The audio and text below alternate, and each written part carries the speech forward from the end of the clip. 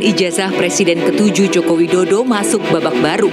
Isu yang cukup lama mengembang, kini masuk babak hukum krusial. Kasus tuduhan keaslian ijazah Jokowi telah berlangsung lama dan menyita perhatian publik.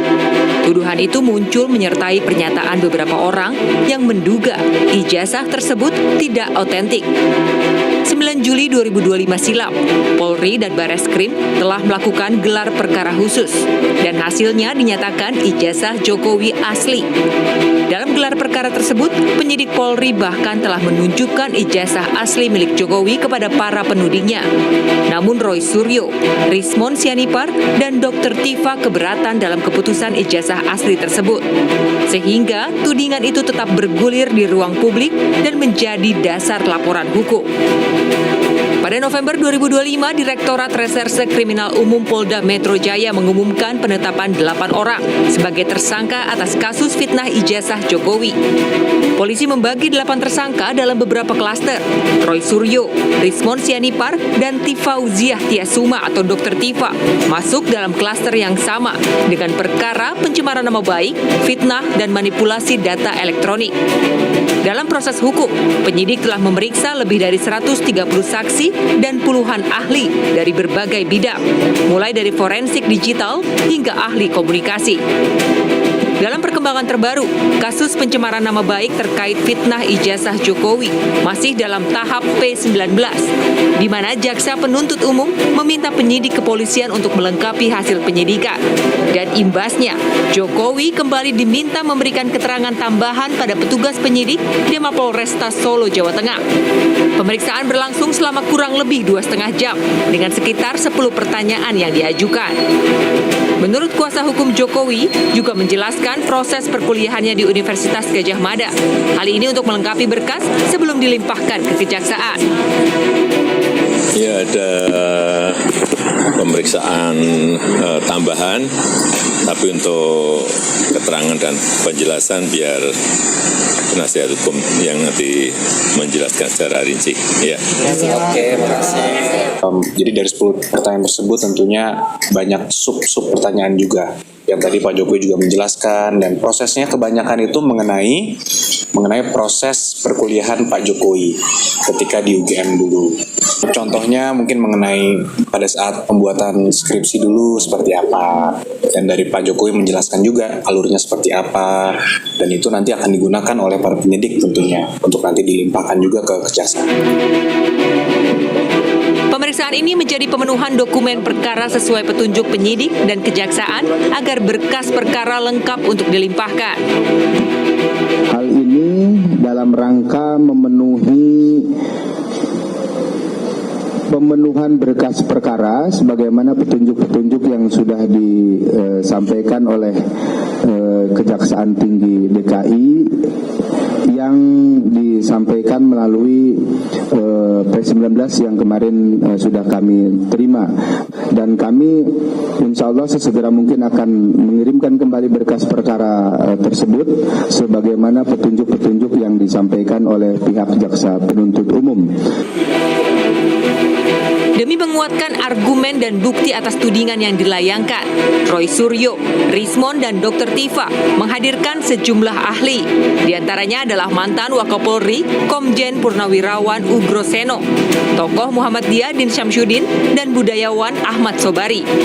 Seluruh saksi ahli diminta memberikan keterangan mengenai penetapan status tersangka, pasal yang disangkakan, hingga teknik forensik dan pendekatan hukum untuk menilai validitas terkait dokumen ijazah yang dipermasalahkan. Menurut Ugroseno, dirinya memberikan keterangan tentang pengalamannya selama 35 tahun sebagai polisi dalam hal pemeriksaan sebuah kasus. Berkaitan dengan pasal-pasal dugaan tindak pidana 310 yaitu pencemaran nama baik dan 311 masalah fitnah KUHP lama ya. Tidak pernah terjadi ada perbuatan delik aduan pencemaran nama baik atau fitnah dengan melaporkan terlapor lebih dari satu. Jadi sesuai dengan pasal 1 asas-asas legalitas ya KUHP, dan pasal 2 KUHP yang baru, ya, bahwa perbuatan pidana apa secara eksplisit yang dinyatakan sebagai pencemaran nama baik atau fitnah itu tidak pernah dijelaskan. Hanya merasa dinyatakan dihina sehina-hinai dan direndahkan serendah-rendahnya seperti itu. Jadi saya katakan bahwa laporan dugaan peristiwa tidak pidana itu tidak jelas. Kemudian kalau dilakukan secara bersama-sama, ya, itu juga tidak ada secara eksplisit penyebutan klaster di KUHP baru atau lama. Yang ada adalah pasal 55 dan 56 KUHP. Ya, jadi bahasa-bahasa hukum seperti ini diharapkan tidak dijadikan sebagai model baru yang justru nanti akan merusak bagaimana penyidikan di tahun Indonesia Emas tahun 2045. Sedangkan Dim Syamsuddin menyatakan dirinya hadir atas kesadaran pribadi untuk menegakkan kebenaran dan keadilan. Ia menilai apa yang disampaikan Roy Suryo CS merupakan bentuk kebebasan berpendapat dalam kerangka kontrol sosial. Saya nyatakan bahwa ketersangkaan itu atau penersangkaan itu tidak sesuai dengan nilai-nilai etika, moral maupun hukum dan politik yang saya pahami. Alasannya adalah Dr. Tifauzia Yasuma dan kawan-kawannya mengajukan gugatan tuduhan atas pemalsuan ijazah oleh Joko Widodo. Menurut pendapat saya, itu adalah hak konstitusional sebagai seorang warga negara yang dijamin oleh konstitusi, terutama pasal 28 tentang kebebasan berpendapat. Dr. Tifa, tersangka kasus pencemaran nama baik ijazah Jokowi bilang, ia dan rekan-rekannya meragukan keaslian ijazah Jokowi berdasarkan penelitian.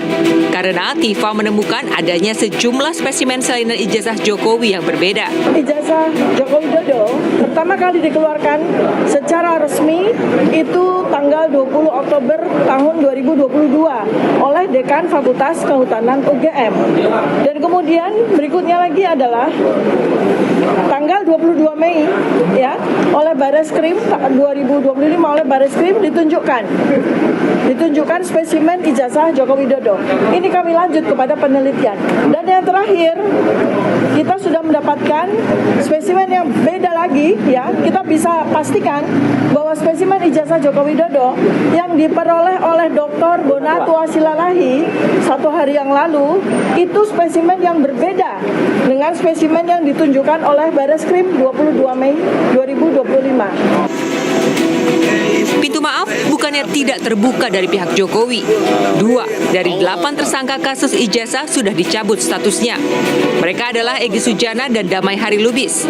Polisi sudah menerbitkan SP3 atau surat perintah penghentian penyidikan setelah keduanya sempat menemui Jokowi di kediamannya di Solo.